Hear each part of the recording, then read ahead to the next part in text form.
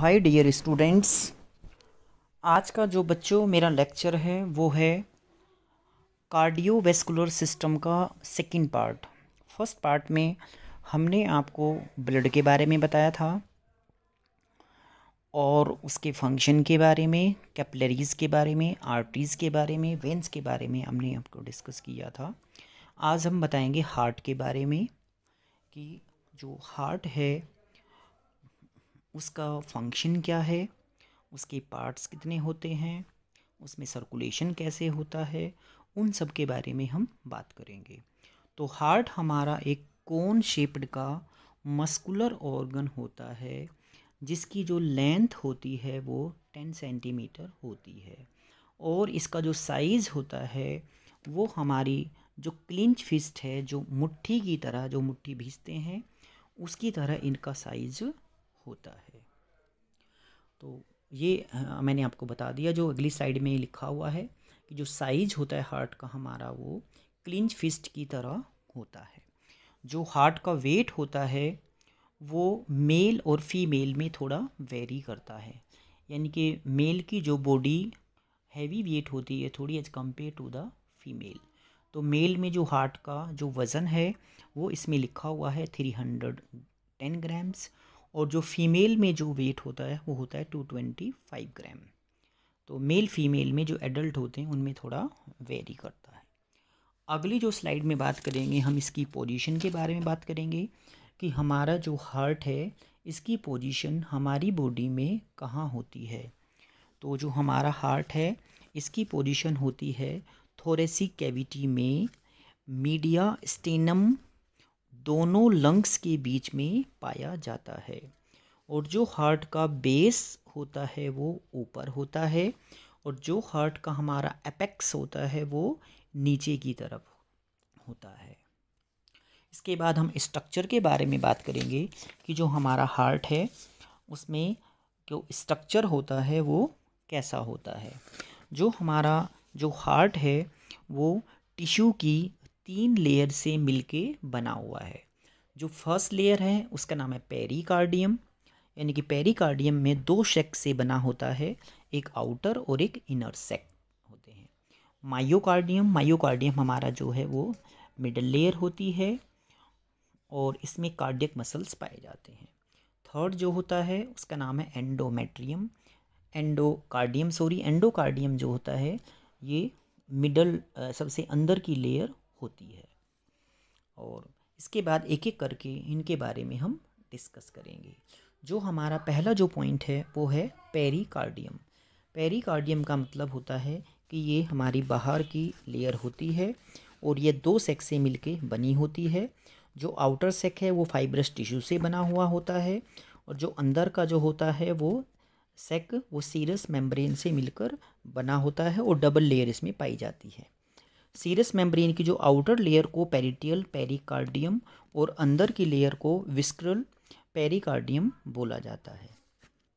जो विस्क्रल और parietal layer के बीच में जो जगह, खाली जगह, जो एम्प्टी स्पेस होता है जिसे हम पेरिकार्डियल स्पेस कहते हैं, इस पेरिकार्डियल स्पेस में सीरस फ्लूइड सिक्रीट होता रहता है और यह जो फ्लूइड होता है हार्ट बीटिंग के दौरान हार्ट को फ्रीली मूवमेंट करवाने में हेल्प करता है, जिस फ्लूइड के कारण हमारा जो हार्ट है वो फ्रीली मूवमेंट करता रहता है। इसके बाद जो अगला जो हमारा पॉइंट है वो सेकंड है, वो है मायोकार्डियम। मायोकार्डियम जो है हमारी वो हार्ट की मिडिल लेयर होती है और यह कार्डियक मसल से मिलके बनी होती है। कार्डियक मसल्स हमारी बॉडी में केवल हार्ट में ही पाए जाते हैं। इसके अलावा हमारी बॉडी में किसी भी पार्ट में ये जो कार्डियक मसल्स हैं ये नहीं पाए जाते हैं। कार्डियक मसल्स जो होते हैं वो वॉलंटरी कंट्रोल में होते हैं और कार्डियक मसल्स का अगर हम माइक्रोस्कोपिक व्यू देखेंगे तो इसके देखने पे हमें मिलेगा कि सेल्स में न्यूक्लियस और एक से ज़्यादा ब्रांचेस पाई जाती हैं। इसकी जो एक ब्रांच के सेल्स होते हैं वो दूसरी ब्रांच के सेल के साथ में जुड़े होते हैं और कार्डियक मसल्स का जो अरेंजमेंट होता है वो एक सीट की तरह हमें दिखाई देता है। कार्डियक मसल्स के सीट के जैसे अपीयरेंस होने के कारण, दिखने के कारण एक ही न्यूक्लियस सप्लाई नर्वस सप्लाई होती है। जो नर्वस सप्लाई होती है उससे इम्पल्स शुरू हो जाता है और एक ब्रांच से दूसरे ब्रांच तक वो पहुंच जाता है, जिसके कारण जो पूरा हार्ट है वो एक साथ कॉन्ट्रैक्ट होता है और कॉन्ट्रैक्ट होने के कारण जो ब्लड है वो आगे चला जाता है। मायोकार्डियम जो एपेक्स से थोड़ा थिक होता है यानी कि मोटा होता है और बेस से थोड़ा थिनेस्ट होता है। इसके बाद जो अगला हमारा जो इसमें लेयर है वो एंडोकार्डियम है। ये अंदर की लेयर होती है और ये हार्ट की जो लेयर होती है ये थिन होती है और स्मूथ मेम्ब्रेन से मिलकर बनी होती है। तो ये जो लेयर होती है ये थिन और स्मूथ लेयर से बनी होती है और एपिथेलियल टिश्यू से मिलकर ये बनी होती है। तो ये हमारा जो थर्ड पॉइंट हुआ इसमें, उसको हम बोलते हैं क्या यहाँ पे, एंडोकार्डियम। इसके बाद हम अगले जो पॉइंट है उसमें हम बात करेंगे interior structure of the heart, यानी कि जो हमारा हार्ट है उसका जो इंटीरियर स्ट्रक्चर होता है वो कैसा होता है, तो उसके बारे में हम आपको बताएंगे। जो हार्ट है वो लेफ्ट और राइट साइड में जो बना होता है, डिवाइड होता है, उसको डिवाइड करने में एक जो मिडल जो पार्ट होता है उसको हम सेप्टम कहते हैं। ये दो हमारे हार्ट को दो पार्ट में डिवाइड कर देता है, एक लेफ्ट और एक राइट। जो हार्ट का जो ऊपर का और नीचे का जो हिस्सा होता है उसमें एक वाल्व होता है जिसका नाम है एट्रियोवेंट्रिकुलर वाल्व। ये वाल्व जो है इसको जो हमारा राइट और लेफ्ट होता है इनको डिवाइड करने में हेल्प करता है। इसके बाद है नेक्स्ट जो पॉइंट है इसमें आर्टरियम, यानी कि जो अपर पार्ट को हम जो बोलते हैं हार्ट के, उसको हम चैम्बर के जो अपर वाला हिस्सा होगा उसको हम एट्रियम बोलेंगे और जो नीचे वाला हिस्सा है उसको हम वेंट्रिकुलर बोलेंगे। और जो इन दोनों हिस्सों को आपस में डिवाइड करेगा उनको हम नाम देंगे एट्रियोवेंट्रिकुलर वाल्व। इनके बारे में हम आगे बात करेंगे। यानी कि जो हमारे चैम्बर हैं वो चैम्बर जो है हमारे 4 टाइप्स के इसमें होते हैं। उनके नाम इस प्रकार हैं। राइट एट्रियम, राइट एट्रियम को हम बोलते हैं RA। दूसरा है राइट वेंट्रिकल, जो नीचे का हिस्सा होता है राइट साइड में, उसको RV बोलते हैं। उसके बाद है लेफ्ट एट्रियम, इसको LA बोलते हैं, जो लेफ्ट साइड का अपर पार्ट होगा। उसके बाद LV लेफ्ट वेंट्रिकल, ये जो होगा उसका नीचे का पार्ट होगा लेफ्ट साइड का। इसके बाद जो है 4 इसमें हमारे वाल्व होते हैं जिनको बोलते हैं हार्ट के वाल्व। इसमें जो पहला जो वाल्व है उसका नाम है ट्राइकस्पिड वाल्व, यानी कि इसमें 3 होते हैं। ट्राई मतलब 3 कप की शेप के होते हैं, तो इसका नाम रखा ट्राइकस्पिड वाल्व। और दूसरा नाम है राइट एट्रियोवेंट्रिकुलर वाल्व, यानी कि ये हमारे हार्ट के राइट साइड में होता है, तो इसका नाम रखा राइट एंट्रिकुलर वाल्व। तो इसलिए ये जो वाल्व होता है ये राइट साइड के एट्रियम और वेंट्रिकल के बीच में पाया जाता है। जब राइट एट्रियम में प्रेशर बढ़ जाता है तो ट्राइकस्पिड जो वॉल्व है वो वॉल्व ओपन हो जाता है और ब्लड जो है राइट एट्रियम से जो हमारा राइट वेंट्रिकल में फ्लो हो जाता है, तो ये वाल्व अपने आप ही जो है वो बंद हो जाता है। तो ये हमारा जो वाल्व हुआ इसको हम बोलते हैं यहाँ पे राइट वेंट्रिकुलर वाल्व। उसके बाद है इसमें बाइकस्पिड वाल्व, यानी कि जो बाइकस्पिड वाल्व है उसमें 2 होते हैं। बाइकस्पिड जो वाल्व है उसको हम नाम दे, वो लेफ्ट की तरफ होता है, तो इसका नाम है लेफ्ट एट्रियोवेंट्रिकुलर वाल्व। यह जो लेफ्ट साइड के एट्रियम और वेंट्रिकल के बीच में पाया जाता है और लेफ्ट एट्रियम में प्रेशर जब बढ़ जाता है तो बाइकस्पिड वाल्व ओपन हो जाता है और ब्लड जो है लेफ्ट एट्रियम से लेफ्ट वेंट्रिकल में फ्लो हो जाता है। इसके बाद जो हमारा अगला जो पॉइंट है वो है पल्मोनरी वाल्व, यानी कि यह वाल्व पल्मोनरी आर्टरी में पाया जाता है और ब्लड राइट वेंट्रिकल से पल्मोनरी आर्टरी में पल्मोनरी वाल्व के ओपन होने से चला जाता है।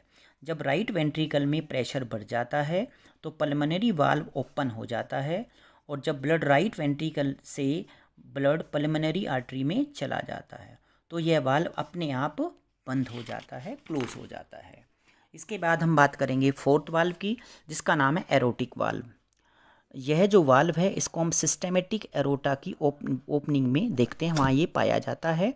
और लेफ्ट वेंट्रिकल में ब्लड का प्रेशर बढ़ाने पर यह अपने आप ओपन हो जाता है और लेफ्ट वेंट्रिकल से ब्लड एरोटा में फ्लो होने के बाद अपने आप ये क्लोज हो जाता है। तो हमने ये जो है 4 वाल्व के बारे में आपको बताया है। इसके बाद जो अगली स्लाइड है हमारी, उसमें कुछ इम्पोर्टेंट्स पॉइंट है, हम उनके बारे में पढ़ते हैं कि जो हमारा हार्ट के लेफ़्ट साइड में हमेशा ऑक्सीजनेटेड ब्लड पाया जाता है। ये एक इम्पोर्टेंट पॉइंट है, ये हर बच्चे को ये पता होना चाहिए कि लेफ़्ट साइड में हमेशा ऑक्सीजनेटेड ब्लड O2 ब्लड पाया जाता है। और जो हमारा हार्ट का राइट साइड होता है उसमें हमेशा डीऑक्सीजनेटेड ब्लड का फ्लो होता है, हम जिसको बोलते हैं कि CO2 ब्लड बोलते हैं। और हमारी बॉडी में जो आर्टरीज़ होती हैं, सब आर्टरीज़ के अंदर जो है वो ऑक्सीजनेटेड ब्लड होता है, सिर्फ एक आर्टरी को छोड़ के, जिसका नाम है पल्मोनरी आर्टरी। ये ऐसी आर्टरी होती है जिसमें डीऑक्सीजनेटेड ब्लड पाया जाता है और उसको ये लेके जाती है। और ऐसे ही वेन में है, हमारी सारी वेन जितनी भी बॉडी में होती हैं वो डीऑक्सीजनेटेड ब्लड CO2 ब्लड लेके जाती हैं। एक वेन को छोड़कर जो राइट और लेफ्ट होती हैं उनका नाम है पल्मोनरी वेन। ये पल्मोनरी वेन जो है ऐसी वेन होती है जो हमारी बॉडी के जो फ्लो होता है उसमें हेल्प करती है और इसमें जो है ऑक्सीजनेटेड ब्लड होता है।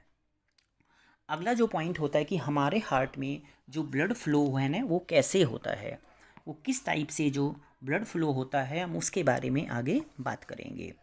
तो जब हमारी बॉडी में जो 2 बड़ी बड़ी वेन होती हैं जिनको बोलते हैं कि सुपीरियर वेना कैवा और इन्फीरियर वेना कैवा, यानी कि SVC और IVC। SVC का पूरा नाम है सुपीरियर वेना कैवा और इन्फीरियर वेना कैवा।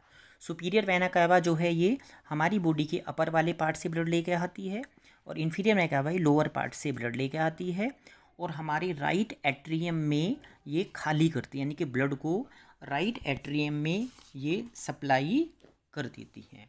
और जो ये ब्लड होता है ये कौन से टाइप का ब्लड होता है? CO2 ब्लड होता है, इसमें कार्बन डाइऑक्साइड होती है। इसके बाद क्या होगा, जो राइट एट्रियम जो होता है उससे डीऑक्सीजनेटेड ब्लड है वो राइट एट्रियोवेंट्रिकुलर वाल्व, जिसका नाम हम बोलते हैं कि ये कौन सा है? ट्राइकस्पिड वाल्व है, उसके द्वारा राइट वेंट्रिकल में चला जाता है। यानी कि अब हमारा ब्लड चला गया राइट वेंट्रिकल में। राइट वेंट्रिकल में जब ब्लड हमारा चला जाता है उसके बाद यहाँ पे जो पल्मोनरी जो हमारी आर्टरी होती हैं वो यहाँ से ब्लड लेके जाएंगी हमारे लंग्स में, क्योंकि अब हमारे लंग्स में ब्लड जाने के बाद यहाँ पे क्या होगा, यहाँ पे एक्सचेंज होगा, यानी कि जो ब्लड है हमारा वो एक्सचेंज होगा, उसमें CO2 जो है बाहर निकल जाएगा और O2 उसके अंदर में आ जाएगा। तो ये लंग्स है हमारा, मैंने बताया कि यहाँ पे एक्सचेंज होता है CO2 का O2 में। हम जब सांस लेते हैं तो हमारे अंदर ऑक्सीजन जाता है, ये हमारे लंग्स में जो एल्वोलाई सेल्स होते हैं वहाँ पर चला जाता है और वहाँ पर डिफ्यूज़न होता है, यानी कि जो ऑस्मोसिस और डिफ्यूज़न यहाँ पर होता है, जो CO2 के मॉलिक्यूल्स हैं वो बाहर आ जाते हैं हीमोग्लोबिन से और जो ऑक्सीजन के मॉलिक्यूल हैं वो हम अंदर चले जाते हैं। अब हमारा जो ब्लड है वो ऑक्सीजनेटेड ब्लड हो गया। जो CO2 ब्लड होता है उसका कलर जो है ब्लूइश कलर का होता है और जो ये वाला जो होता है ब्लड अब इसका रेडिश कलर हो गया। इसके बाद जो लंग्स है, लंग्स में से यहाँ पर पल्मोनरी वेन के द्वारा अब ये हमारे जो लेफ़्ट साइड का जो एट्रियम है उसमें चला जाएगा। अब ये हो गया हमारा ऑक्सीजनेटेड ब्लड, यानी कि CO2 इसने लंग्स में छोड़ दिया है और यहाँ से ये ऑक्सीजनेटेड ब्लड लेके ये हमारे लेफ़्ट एट्रियम में चला जाएगा। यहाँ पे ले जाने का काम कौन करेगा? उनका नाम है पल्मोनरी वेन। ये यहाँ पे ऑक्सीजनेटेड ब्लड को हमारे लेफ़्ट एट्रियम में सप्लाई करेगी। इसके बाद जो लेफ़्ट हमारा एट्रियम है, लेफ़्ट एट्रियम से ये ब्लड अब जाएगा लेफ़्ट वेंट्रिकल में और यहाँ पर जो हमारा वाल्व है उसको बोलते हैं हम लेफ़्ट एट्रियोवेंट्रिकुलर वाल्व, जिसका दूसरा नाम है बाइकस्पिड वाल्व। अब ये वेंट्रिकल में जाने के बाद में अब इसके बाद ये आगे जो पास होगा उसका नाम है एरोटा, यानी कि जो लेफ़्ट वेंट्रिकल होता है हमारा ये एरोटा में ब्लड को देता है एरोटिक वाल्व के थ्रू। इसके बाद जब एरोटा में जब ये ब्लड चला जाएगा, फिर उसकी ब्रांचेज जो होती हैं, एरोटा की जो ब्रांचेज हैं, वो हमारी पूरी बॉडी में ब्लड को आगे सप्लाई करेंगी। यानी कि जितना भी ऑक्सीजनेटेड ब्लड होता है वो आगे आगे हमारी जितने भी बॉडी है उसको आगे सप्लाई करेगा। इसके बाद आता है कि जो हमारा हार्ट है, हमारे हार्ट को भी ब्लड की सप्लाई चाहिए, मतलब इसको भी थोड़ा बहुत सप्लाई चाहिए, क्योंकि इसको भी आगे जो है अपना फंक्शन करना है, ऑक्सीजन जो है इसको चाहिए। इसमें दो तरह की सप्लाई होती है, एक आर्टियल सप्लाई यानी कि O2 ब्लड चाहिए, और एक वेनस ड्रेनेज यानी कि वापस जो है उसको ब्लड को वापस हमें लेके जाना है, जिसमें CO2 है। तो पहले हम बात करेंगे इसमें आर्टियल सप्लाई की। जो आर्टियल सप्लाई होती है हार्ट की हमारी, वो सप्लाई जो राइट और लेफ्ट कोरोनरी आर्टरी के द्वारा दी जाती है, जो कि एरोटा की ब्रांचेज हैं। यानी कि जब एरोटा में ऑक्सीजनेटेड ब्लड गया था तो उसकी ब्रांचेज होती हैं लेफ्ट और राइट कोरोनरी आर्टरी। ये हमारे हार्ट को भी ब्लड सप्लाई देती है, ऑक्सीजन देती है। इसके बाद जो वहाँ पे वेनस ड्रेनेज है, यानी कि जो यूज हुआ है O2, उसके बाद फिर वापस हमें उसको वहाँ पे लेके आना है हार्ट में। तो जो वेनस ब्लड होता है बहुत ही छोटी छोटी सी वेन्स के द्वारा कोरोनरी साइनस बनाता है, जिसको हम कोरोनरी साइनस बोलते हैं। कोरोनरी जो साइनस होता है, इससे इम्प्योर ब्लड जो CO2 ब्लड है ये एट्रियम में पहुंचा दिया जाता है, ताकि फिर दोबारा वो साइकिल में आ जाए। तो जो हमारा सेकंड पार्ट है उसमें हम यहीं तक ही डिस्कस करेंगे कि भाई हमारा जो हार्ट है उसमें कितने हमारे वाल्व होते हैं, कितने चैम्बर होते हैं, कैसे उसका फंक्शन होता है, कैसे वो ब्लड फ्लो करता है। तो इसके बारे में हम इतना ही यहाँ पे डिस्कस करेंगे सेकंड पार्ट में।